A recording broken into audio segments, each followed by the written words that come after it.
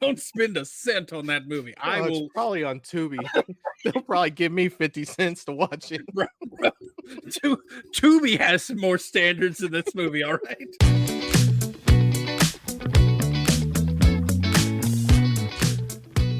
Funny, so you can clip it. Like, See, that's the and thing. now, Don't do now I that. feel fucking pressure. Like, No, just don't. reach out there and pull out any fucking thing, just some random movie quote that's ridiculous.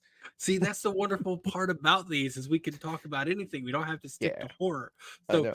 we just got to have a conversation about these movies, and inevitably something is going to come out. Some way, somehow, right? Exactly. But by the way, before we get started, I don't know if I told you I finished the Snyder cut.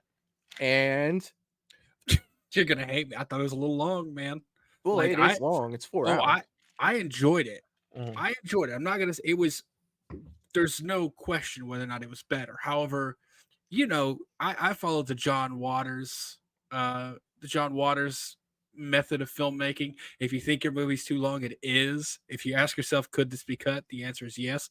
There was so much stuff in there did not serve the story, and I understand character development, building tension, building suspense. There was so Mhm. much stuff in there that didn't do any of that. It was, and you can tell it was just there because he was like, "Hey, I can make any movie I want," and good on him. I salute him for doing that. Yeah. In terms of like a spectacle, it was 100% that. In terms of movie making and proper storytelling, Yeah. there was a lot there that could have been cut. Like you could have got it down to 3 hours easy and still had the same effect. Don't you see now? You can tell why. What's his name? Ray. Is it Ray Park? Ray, whoever played Cyborg. I think He it's was he was so yeah. pissed after Josh Whedon's cut came out. And then like you think about the Whedon cut, what did the Flash do in that movie besides push a truck with a kid in it and its parents in the front seat compared to Oh reversing yeah. time? And you got all of Cyborg's backstory. You understood where Cyborg was coming from, the relationship with his father. You understood the complicated relationship that Aquaman had with the Atlanteans, leading into the first Aquaman. You get that Batman Joker scene at the end that I fucking love, dude. Granted, that probably didn't need to be in the movie, but I fucking love that it was. I absolutely love their back and forth so fucking much. Just tons of stuff, dude. Superman comes back in the black suit. You get that the tale of the two fathers telling him to be himself. That Like was amazing. that was fucking, dude. That's like, you want to talk about pulling at heartstrings, man. You know what I mean? That's like tear in my eye of fucking Man of Steel right there, bro. Yeah, Especially when Ray Kevin Fisher. Costner, yeah, he's like, fly, son. He's like, it's time. And Yeah. all that comes back from Man of Steel, to him holding his hand out like it's not time. And see, that's not the moments I'm talking about. Right, Like of course. But yeah, those are just the highlights of what makes me love it so much. exactly. And those are when I was watching, I was like, holy shit, none of this was in the fucking none of this Totally was different it. movie. It's Yeah. it is a completely different movie. It is. And And then Steppenwolf looks 10 times better and more he intimidating. does. And you actually get you get Dark Side. Dark Side in there. Like Yeah. it was a completely different movie. It was, but also it had some fat that could have been cut. Incredible movie. It's Yeah. just, as I was watching it, I was like, man, how much long? We've still got an hour and a half. So Yeah. yeah. So it was good, but it was just, anyways. Oh yeah, I did already hit record. So we are, Sweet. yeah, this is guilty pleasure movies. Now, Yes. I want you to define guilty pleasure for me. Guilty pleasure to me is something that is it's kind of outside all the parameters that you feel like a good movie should have, right? In your opinion, to say, for this to be a great movie, I'd like to see this, this, and this. To me, guilty pleasures go against that, but you like them anyway. For whatever reason it is in your mind, you're like, you know what? Everything I said, forget it. I don't care with these movies because I smile every time I watch them. And to me, that's a guilty pleasure. Yeah. Yeah, that's pretty. It's almost spot on what I had. What my I simplified it. I dumbed it down. I Mhm. was like, it's a movie that you love. That's one criteria, and the second criteria is people hate it or don't like it, and you can understand and agree with why they don't like it. Oh yeah, it can be a But total you dump of a movie. but you still love it. And Yeah, and yeah. bro, the movies I've got are fucking stinkers. Some What of mine are. Yeah, I'm gonna go in reverse order. I'm gonna go in the highest rated one. And here's the thing, you know, we usually do a critic score or not, an audience score rather. yeah. That's usually what I go by. Well, I did an average this time because there's some where like the audience score can get, you know, it can get a little higher, but the critics decimated these movies. Oh Like wow. I didn't even look at mine. I have no idea. And the I'll bring them up. I'll bring them It's up for you. it's funny, the one that I told you about that I actually looked the score up, that would have been an honorable mention. It didn't even make the list. So, I don't know what any of these 5 movies are. I will tell you. I'll look them up like we usually do. Okay. You want to start first? You want to throw out your first movie? Yeah, man, and it's a somewhat recent movie in the grand scheme of things to where, movies I usually pick are, a little earlier. Hmm. But this one, I understand its flaws. I understand the ridiculousness behind this movie. The overall premise is ridiculous, but you've done inserted some more ridiculous into an already ridiculous uh, movie. And that is Jurassic World 2015. The fact that he can talk to dinosaurs is absolutely insane. That whole thing with me was nuts, but yet this is a movie I can watch anytime and have a great time watching it because I suspend belief and then just like, let me just watch it for what it is. It's a shit show, but it's a damn good time for me. So yeah, I went with Jurassic World 2015. It's my number 5. Bro, I don't know. That's a good movie. Like that's not a guilty pleasure. That's just a good movie. Here's the thing. I think it's a shit show. Like, if I were to There's some break it down, questions. yeah, There's definitely some questions. First and foremost, why the fuck did that park ever open? Like it was there was never any positive insert behind it. ridiculousness into an already ridiculous situation. But Like that's the thing with that movie. It's like this is beyond like making any sense whatsoever. But I guess mean, what? I love it, man. I well, love this movie. I'll say this, dude. Majority of people agree with you. It's got a 71% critic score and What? a 78% audience score.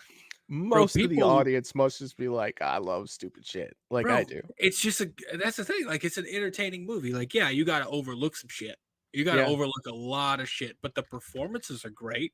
Like you can't argue with Bryce Dallas Howard and Chris Pratt's performances. The kids, like the action is great. Honestly, I think it's just a good movie. I would have never have imagined that would be on this list. I think the whole idea is ludicrous. Compared to some of the stuff I'm about to throw out, this is a fucking Oscar winner, He man. said it's a masterpiece. We will put it, Bro, dude. That's actually crazy to me that the ratings are so high for that.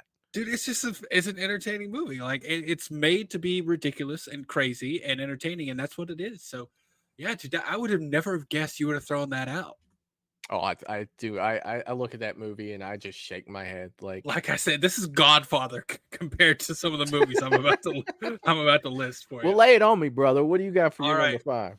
I'm gonna start with a movie. It is a fairly recent movie. It's actually the most recent, and it's called Gotti. I'm a big mafia Mm-hmm. fan, and this is actually a remake of a movie from I believe, the '80s with Armand Assante. Okay. It's about John Gotti. It stars this new one. The remake stars John Travolta. It is bad. It's just bad. Like I I don't believe I've seen the movie, but I think I saw the Netflix show called Gotti. Um, There it, was a show called Growing Up Gotti that was about his kids. There's something on Netflix that's called it has something to do with John Gotti, and it's like a documentary with like episodes. Like, Yeah, and there might be. I yeah, know there's a lot of mafia content, but this is a fictionalized, obviously, version. okay, It's just bad, like hammy performances, cheesy stuff, and it's John Travolta doing a 80s New York accent, mhm. and it's bad, but I just fucking love it. I don't know why. It entertains me to no end. And And there's that's the important thing, bro. Like and that's the that's the thing. important thing. Like, so, spoiler alert: if you don't know the story of John Gotti, it's based on the actual John Gotti. He passed away, but I don't know why the end of the movie gets me every time, because it's like it's after the story, the movie's played out. It's the end of the movie, and you just see John Gotti, and it actually opens in the exact same place. John Gotti's standing at this pier in New York City. You see the skyline behind him. You see a bridge. It's like the hustle and bustle of New York, and like it just brings this magic to the city of New York. And then at the end, he says something like, I forget the exact quote, but it's basically like, "There's never going to be another guy like me." And he was right, because John Gotti was like the last of the fucking huge, uh, not Godfathers, but last of the huge, Like mob bosses yeah, bosses. I for in some reason America, anyway. in America, yeah, and, Yeah, and that's I always refer to, in America. yeah. Um, but yeah, dude, it's a bad movie. I understand completely, but I love it. I watch all the time. Audience score is a 44. It's not too bad. Okay.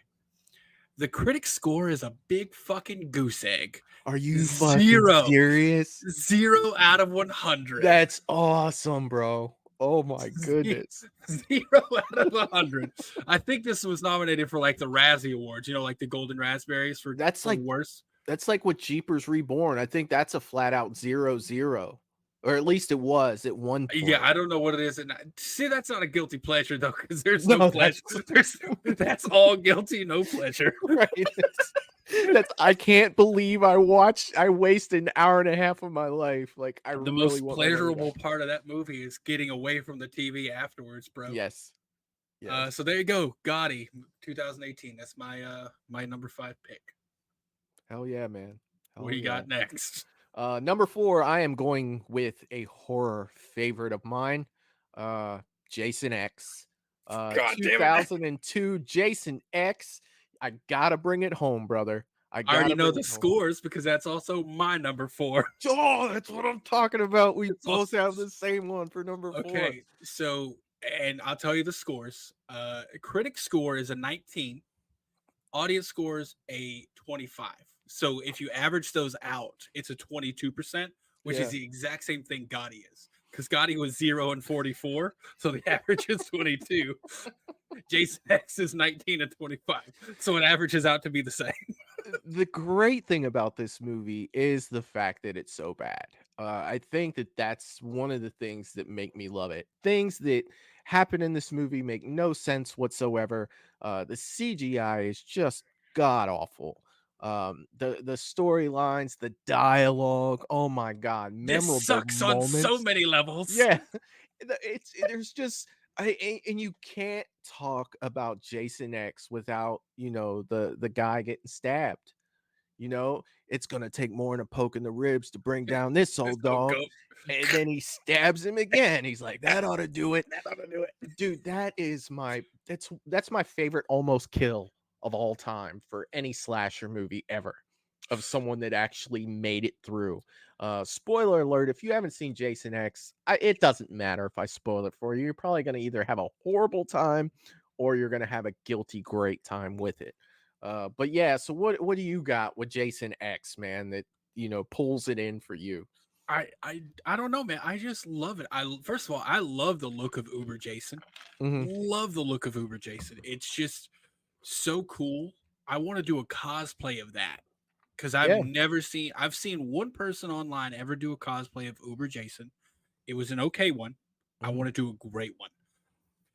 So I love the look of Jason. I actually dig the storyline of how it came about, like the future having these nanobots that can fix you, and then a fucking Rube Goldberg of circumstances that get him on that table.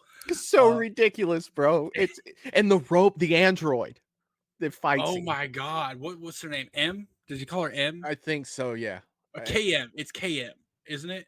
I believe so. Hold She on, does, I'm like, the looking. flips and everything, and then when he becomes Uber Jason, she kicks him and he knocks her head off. Yeah, It's so good, dude. it's KM 14. That's her name, KM. But yeah, bro, we got the sleeping bag kill back. Yeah, and we So got it, like, double the action with it, right? exactly. Like I don't know, dude. Like I said, I understand it's cheesy. I understand the effects are not great. I understand. I just fucking the fucking research guy, Professor Lowe, I think his name was. It's okay, guys. He just wanted his machete back. What an idiot. Like, and do you I remember think when the the android's standing there and their nipples just fall off? Like, it's just like, what are we doing here? Like, oh, what and then are we the doing here? she who some one of them goes, I think he's gone, and that other girl's like, maybe you should stick your head out and have a peek. It's like, what the fuck are you talking about? Come on. But yeah, dude, I don't know why. I just fucking love it. It's terrible, but I love it. There you go. It was also my number 4. Hell yeah, I man. will say this too, though. 3 of my 5 movies come from this year, Oh, wow. 2002.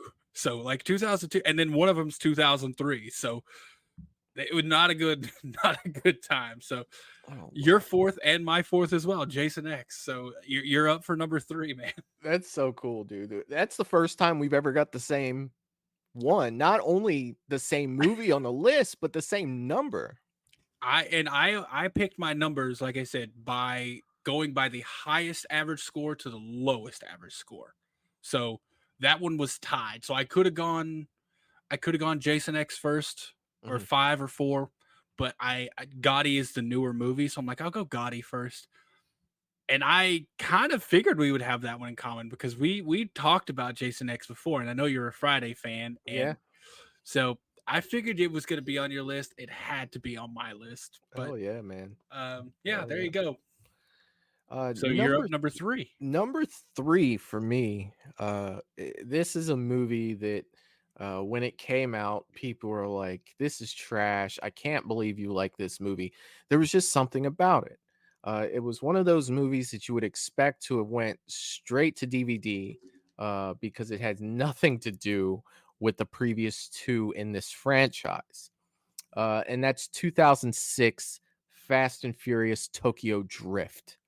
I absolutely love this movie. I've always loved this movie, but I understand the bad acting, all of that stuff. But there was just something about this movie that always pulled me in. From the first time I saw it, I was just like, this is amazing. You had no Dom, you had no Brian, you had, the whole story that they had built to this point. All of a sudden, we're just somewhere else with other people that we don't even know, and it has nothing to do with the story. It's overseas. It's just like, what are we doing here? And I'm the one person sitting there with my eyes open, like, this is awesome. Now, of course, after seeing the rest of them 20 years later, people are going back and being like, oh, well, I see how it ties together. But when this came out and I loved it, there was no tying this with anything. There was nothing. It had Well, nothing to do with yeah, absolutely anything. yeah, it did. The very final scene. They put him in there so he got the rights to Riddick. Okay. He agreed to show up at the very end so he could, and that was like him supposed to be on the run because of the end of 1, which it turns out that wasn't even the case when watch the rest of the series through. He was going back to investigate Han's murder. Yeah, So yeah. it's a time, Which didn't even happen. you know, like Han's not even really fucking dead. no, like you watch the crash and it's just like it doesn't look the same as it does later on. No, no, it You know does what I not. mean? Totally different. Yeah. But yeah, Fast and Furious Tokyo Drift, put this on my watch anytime. It is a guilty pleasure for me, and I absolutely love it, and I always have. Okay, so you're gonna be surprised, I think, by the audience score. The critic score is 37%, which is Oh yeah. honestly that's not bad. I would think compared to the fucking 0 I Yeah, dude. got You on. you I'm pretty sure you probably got that one wrapped up. Oh, Like I with the know, zero. I know, I do. I Yeah. know, I do. But the audience score is a 69 out of 100. It wasn't always a Oh 69 out no, of I don't think 100. it always was. I don't think it always was at all. But you know the worst part about that movie is him putting that fucking foreign rice engine in that goddamn Mustang Fastback. I saw that and I'm like, you motherfuckers, how dare you get out of here right now? How dare you? Now, for me, I used to race import cars. So I was like, that's kind of cool, but that goes against, you know, everyone else in the world when it comes to cars. It I does. don't mind import cars. I don't. But you're Yeah. trying to tell me putting a fucking Mitsubishi engine down in an old fucking Mustang Fastback, we're going to have a little problem with it. It ran and it won. Ugh. But yeah, I actually really enjoy that movie too. This is nowhere near the point of crazy that Fast and the Furious has gotten nowadays. But there you go, man. No, we've seen stuff at this point. I think it's 9 where he jumps a car over a cliff and hooks his tire on a crane hook and it swings him across the canyon. And then what? There was another where he runs into the edge of a bridge and he's outside the car. It shoots him off of the car. He catches someone else in midair. Yeah, and then they like, dude, the physics has left those movies long ago. Physics has left the building at this point, right? Bro, 100%. So all right, my number 3. I'm honestly wondering if you've heard of some of these movies. My number 3, also 2002. Like I said, 3 of my 5 are from 2002. It's a movie, just to set it up for you, starring Steven Seagal. Oh Jesus! 2002 Steven Seagal. 2002 Steven Seagal. Now, mind you, I was in the military from 99 to 2003, so there is a gap. I don't see everything, and I'm pretty sure that if I saw a Steven Seagal movie in 2002, I'd pick something different. But okay, go ahead. 2000. No, here's the thing. I said Steven Seagal, and you immediately went bad. The next actor is going to be worse. Steven Seagal, Ja Rule, Monica. And those are the biggest names in the movie. They're the leads. Okay, so here's the thing. Before you continue, I can just picture the trailer, like Steven Seagal and Ja Rule. Okay, bro.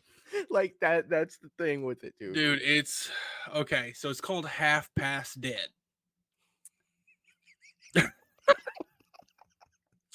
half Past Dead. Must have been talking about their careers, but okay. It's terrible, man. It's a goddamn awful movie. Okay, it is awful. Terrible acting by everyone involved, with like 2 exceptions. There are 2 exceptions. Terrible storyline. Everything about it is bad. Like Steven Seagal pretends to be black because he's himself, but he's a brother. Yeah. Like it's so bad. Oh, dude, I've never laughed this hard about something I've never seen. This is fantastic. So essentially, the story is this: Steven Seagal is, I think he's like a fucking not DEA agent. Oh God, what is he? He's some sort of government agent, right? Yeah. And he's FBI. He's part of the FBI. And there's this death row inmate who's it's coming up on their execution date. He's this older guy, and he stole like $200 million worth of gold, and he hid it, and no one has been able to find it. And there's this really high, like, elusive criminal that the FBI is tracking who has made a plan to break in to the prison where this guy is to steal him, like kidnap him, so he will tell them where the money is. Mm-hmm. And I don't know why, but apparently the most efficient way to prevent this is for Steven Seagal to go undercover as a prison inmate and and try to figure shit out. Like, and that's the movie. Like, he's in prison. These people break in to kidnap this death row inmate so that he'll tell them, but he won't tell anyone. That's the thing. He will not tell anyone. And by the end of the movie, he tells Steven Seagal where it is, and it's just terrible. But I don't know why. I just fucking enjoy it so much. Like, I put it on. I'm like, this is stupid as shit, but I'm having a damn good time. Oh God, dude. So yeah, 2002 fucking Ja Rule and Steven Seagal action flick, Half Past Dead, and it is let's see, it is a 3% critic score.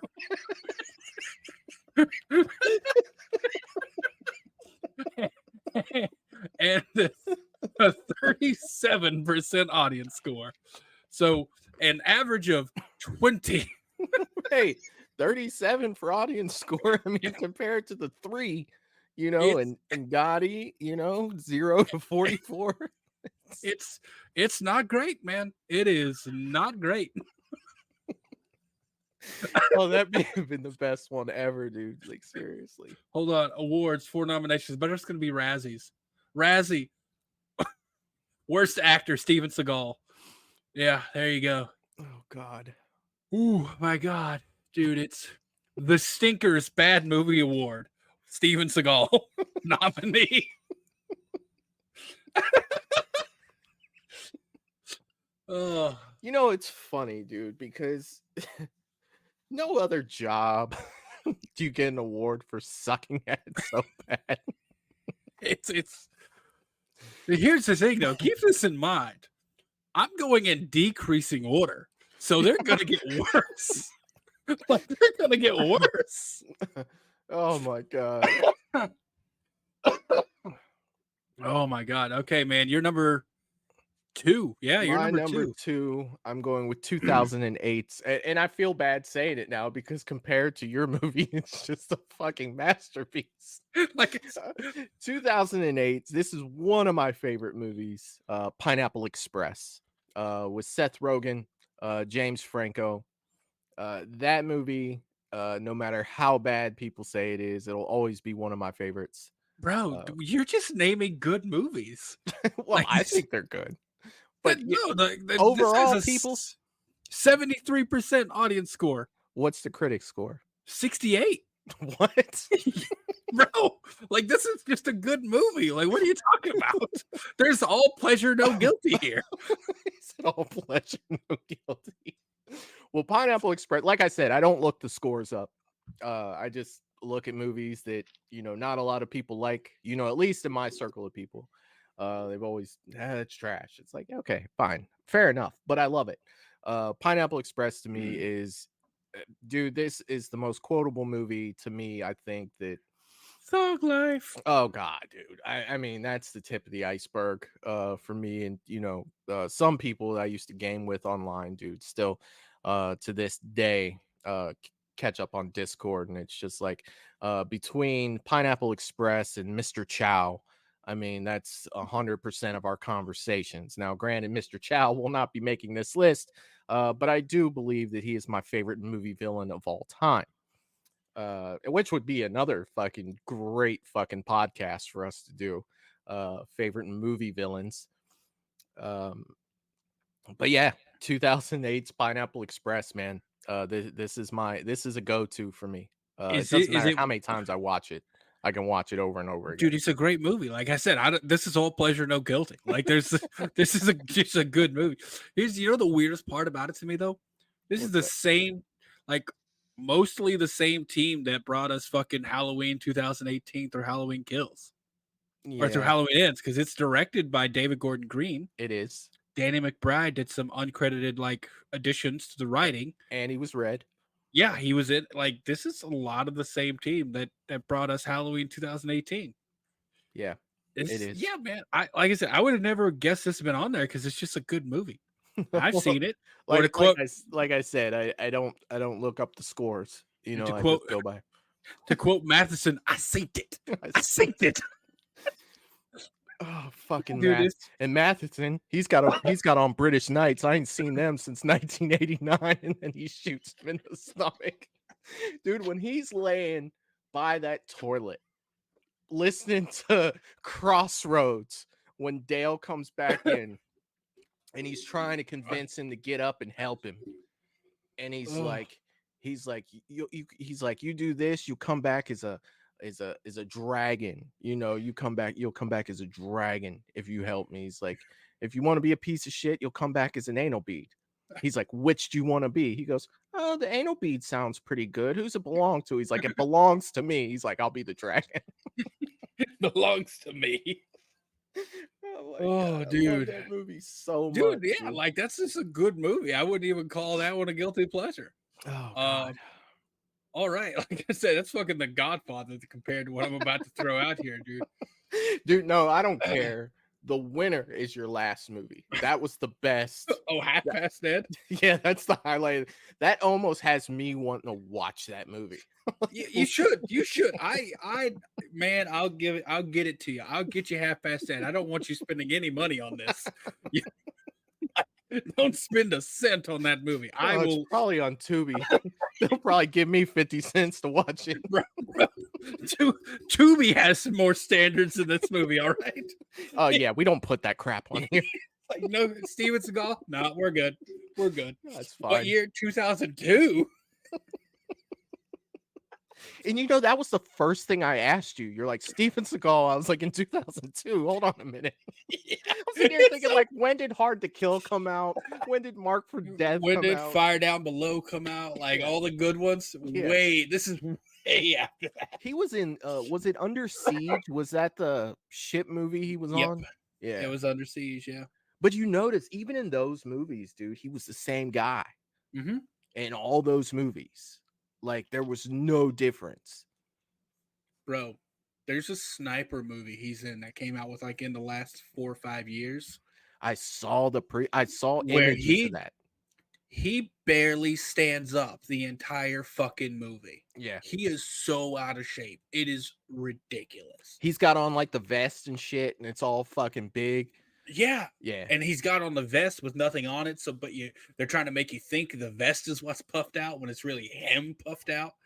And he barely stands up the entire movie. Wasn't he a cop on like the Discovery Channel or some shit?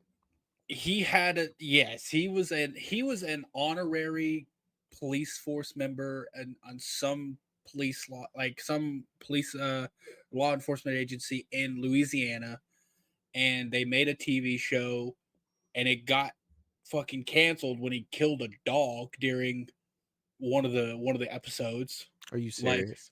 Not like shot or anything like that, but they did like a raid, and they drove through a fence, and the vehicle like killed the dog, and they ended the show after that.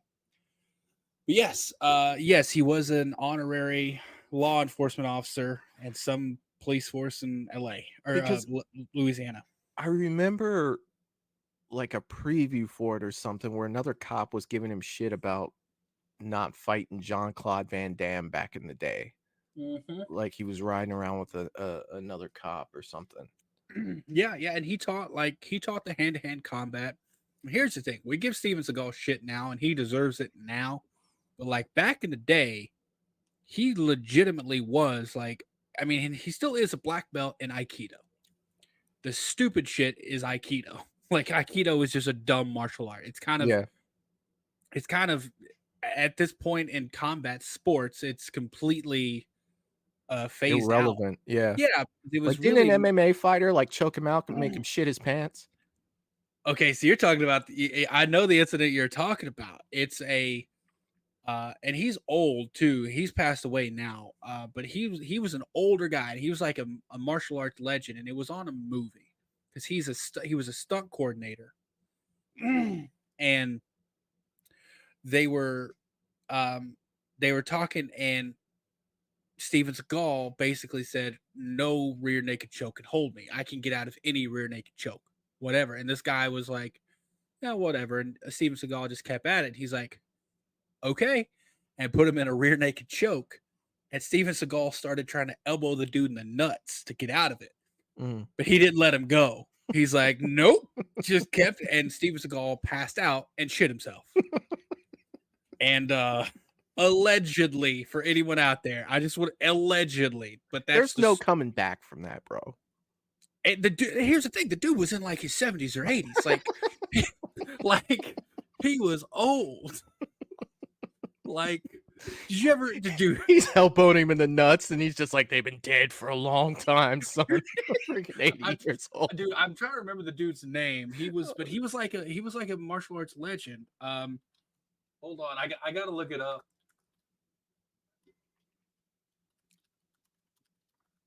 I think Gene LaBelle. That's his name. Okay. Legendary stuntman who choked out, and like when you look at the picture of the guy, you're just like, huh, okay, I kind of get it. Hold on, I'm gonna show you what it looks like. Anyone out there who's listening and you want to know, go look up Gene LaBelle. That's Gene LaBelle right there. Oh, Hold on. Hold on. Ah, damn it. Wait, go back down. I want to read the headline. Hold on, let me zoom out. This is awful. Wait, where's the headline? It's up top. Yeah. Right. The headline for anyone listening: R.I.P. Gene LaBelle, the legendary stuntman who choked out Steven Seagal so hard he shit and pissed his pants.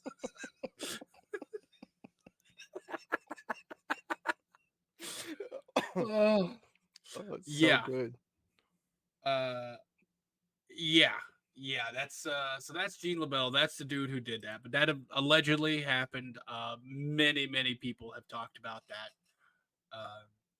Ronda Rousey, Joe Rogan, several people who worked on the film. Like, but yeah, that's Steven Seagal. That's number, like I said, that's number 3, and I'm going in decreasing order of quality. I'm nervous. So is it my turn for number 2? It is your turn. It's my number 2. Okay, my number 2 is a movie called Master of Disguise. It came out in 2000, 2002. So what you're saying is 2002 was a winner. It sounds like I didn't miss much. You did. It's probably good you were in the army at this point. Let's see. Dana Carvey, James Brolin, Brent Spiner, Jennifer Esposito, Harold Gould. Here's the thing: good cast, like a decent cast. It is just a shit show of a movie. Okay, it's called Master of Disguise. The family's names are the Disguises. That's their name? That's their name. So James Brolin is Dana Carvey's father in the movie, and they're the Disguises.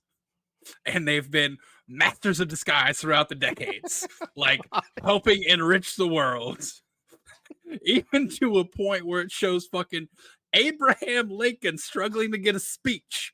And he goes off stage, and one of them goes up disguised as Abraham Lincoln and gives a speech. And it was fucking, oh God, what's the comedian's name? He yells a lot. Sam Kinison? No, not Sam Kinison. Newer, still alive. Oh no, he just passed away. Gilbert Godfrey. Godfrey. Yeah. Gilbert Godfrey goes up dressed as Abraham Lincoln and gives a speech as Abraham. Dude, it's so bad. And essentially the plot is there's this evil mastermind, Brent Spiner, who, by the way, every time he laughs, he farts. So he tries to do his evil laugh, but it's always undermined by a fart. And there's even one point where he laughs and he's waiting on it and it doesn't come. And he's like, oh, and as soon as he goes to talk, the fart comes out. And he kidnaps their, Dana Carvey's mother and forces his father, James Brolin, to disguise himself as different people to steal like rare treasures like around the world. And then Dana Carvey, who's the fuck up of the family, has to perfect the craft of disguise to try to save his father. It's a terrible fucking movie. It's god awful. But I just fucking laugh. I have a good time every time I watch it. And you might say to yourself, how bad could this movie really be? Well, the audience score The audience score is a 36. The critic score is 1. It's 1. One's even worse than 0. Critic score is 1. And that makes a grand total average of 18.5. It's so bad. It's so bad, dude. Watch the trailer. If anyone out there, go watch the trailer for 2002's Master of Disguise. I don't know why I like it, but it's just, oh my God, it's so bad. Oh my God. There you go, man. That's my number 2. What do you got? What's your number 1? My number 1. This was a movie I used to watch as a kid, and I loved it so much. No idea what the scores are. Actually, never heard anyone else ever talk about this movie ever. It's 1984's Cheech and Chong's The Corsican Brothers. Bro, I fucking love Cheech and Chong. The Corsican Brothers, dude. That's my jam, dude. But it was ridiculous. It it was bad. But I've always loved that movie. Um, I'm very quietly waiting for the scores for this one.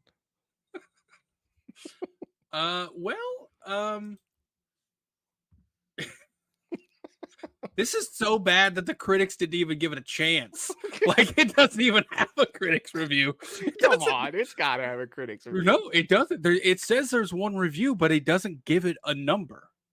It's just one review, and I'll tell you what the review says. Oh, after a while, it becomes an endurance test with lots of gratuitous homophobic jokes. That's it. That's it. After a while, it becomes an endurance test. And it has a 46% audience score. This is one of the lesser known ones. Mhm. I grew up with my grandparents of all people watching Up in Smoke and Yeah. Nice Dreams Yeah. and Still Smoking. Yeah, Like, those are the classics, bro. yeah, I grew up watching all those, and I've seen this one. It's just been a really long time. Yeah. But yeah, dude, the critics, there's not even a critic score. So Well, I may have the worst critic score of all time. no, you don't. No, you don't, because this is showing that they didn't even watch it. Well, Mine is like one did, and he wouldn't even give it a 0.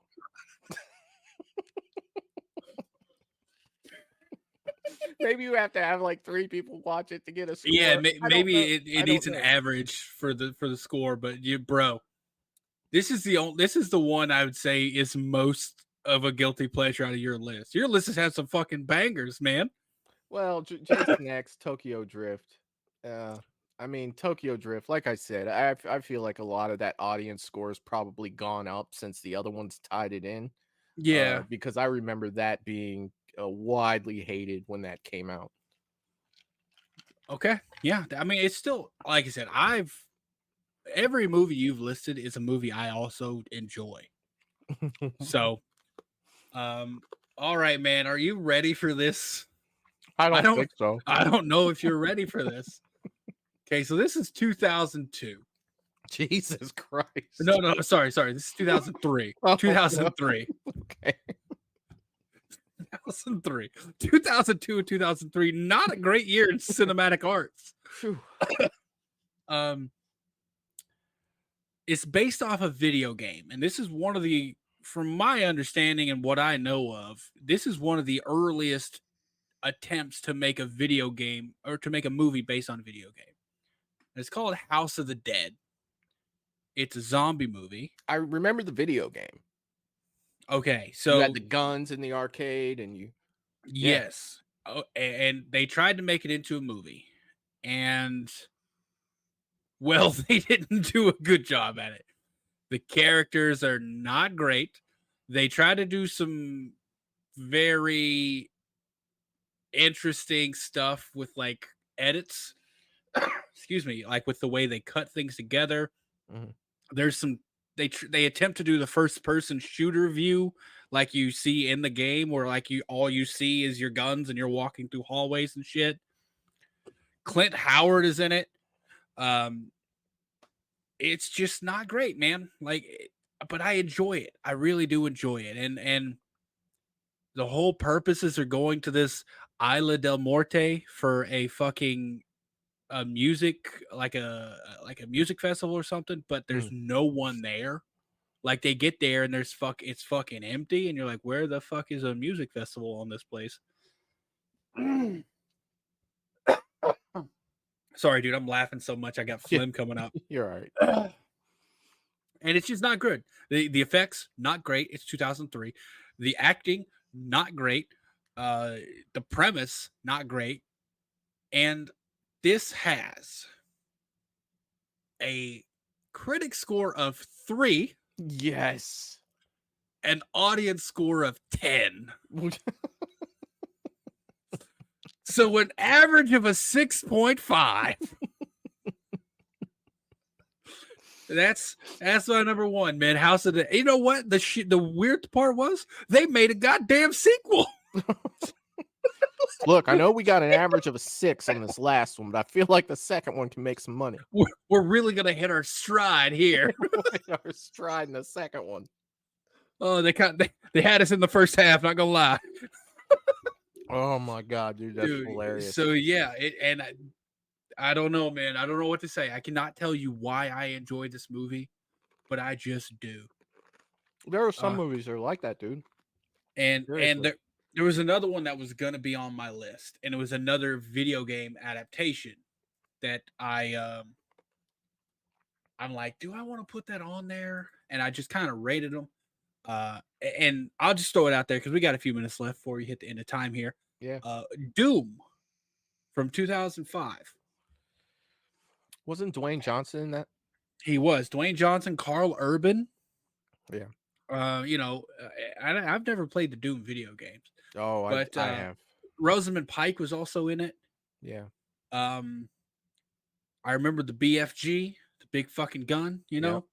and I enjoy that movie. I enjoy the whole I really enjoy once Carl Urban's character, I think his last name, I think it was Grim, Mhm. is what they called him. He gets like the virus or whatever so he can heal, and it goes into the first person shooter view and everything. Yeah. But it had a little too high of scores for me to be comfortable putting it on here because it's got a whopping 18% critic score Yeah. and a 34% audience score. So I'm like, that's too good, there's a Right. lot of people who enjoy that. So I didn't put that on there, but It's funny because, my PC gaming started with the game. The first shooter I ever played on a PC was Wolfenstein. The second game was Doom.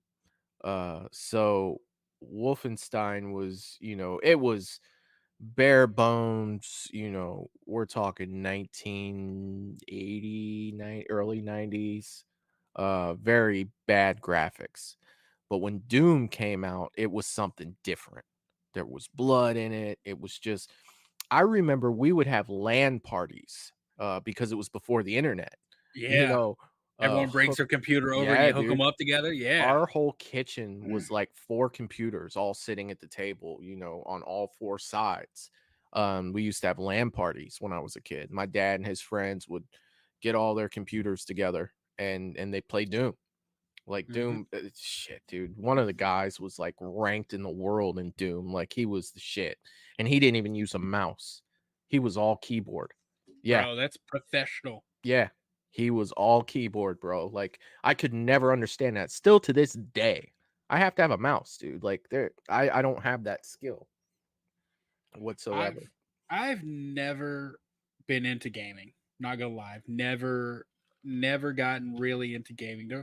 I'll go through phases where I'm into certain things. Mhm. Um, I remember the game I've played the most of is Sim City, Mhm.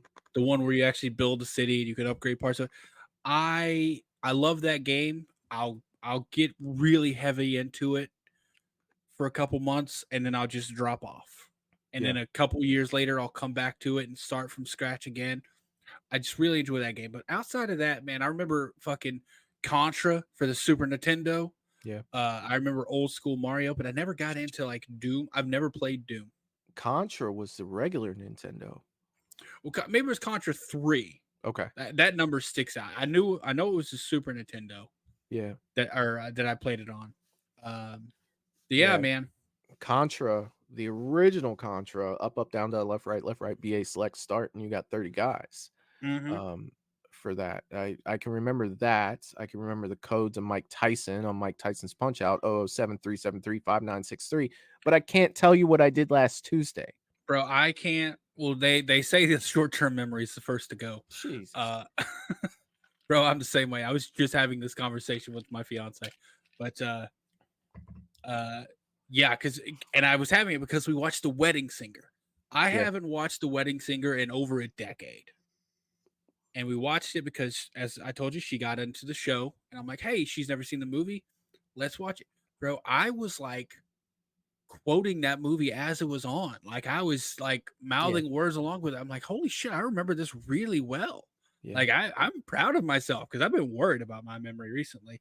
Yeah. And she goes, well, they say the short term is the first to go. I was like, son of a bitch. Yeah. So, but yeah, dude, fucking peak Adam Sandler in that movie. Yeah. That movie is so good. It's a good movie. I think when I think of Adam Sandler, Happy Gilmore is the first one that comes to me. You know, Billy Madison for me. Yeah, and it'll be different for everyone. But I think Happy Gilmore was the first time that I recognized Adam Sandler and was like, hell yeah, dude. This dude's awesome.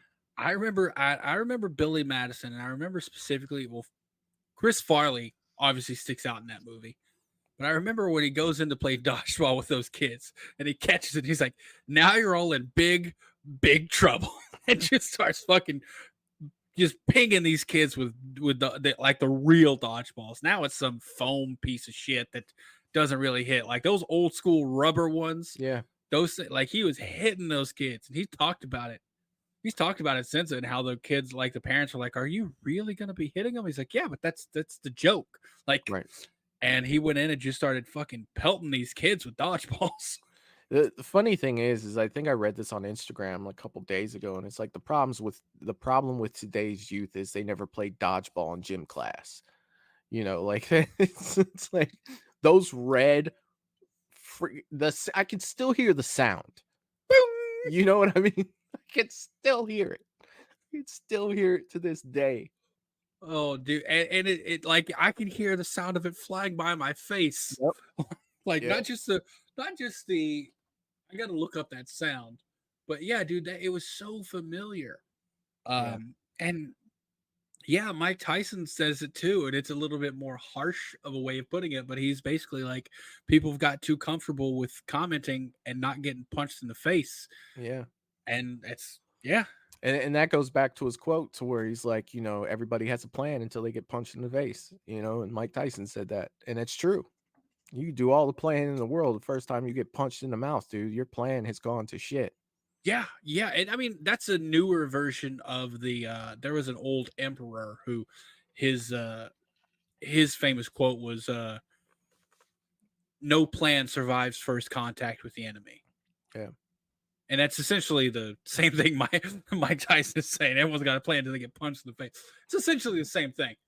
I'm gonna play this sound. Let me know if it actually works. Because we'll know if this is the sound, right? Yeah. Yep. That immediately took me. Here we go. Sure is. That's the sound.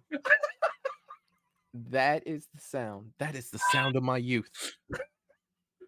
That is the sound of having a red face for the next hour of school. Well, the trick is to catch one and use it as a shield. Exactly. Or use someone else as a shield. Yeah. Oh my God, man. This has been fun. Yeah, this has been an absolute blast, man. Yeah, dude. So what are we doing next week? We already talked about, I think we were doing top 5 DCEU movies. Yeah. Yes. Is that still what you want to go with? Hell yeah, man. All about it. All right. I think I got an idea for the next one after that. We'll talk about that backstage, but sweet. yeah, for everyone, if you're still listening, thanks for checking out the episode. Make sure to check out the other episodes as well. And we'll see you next time. All right. Peace. Peace out.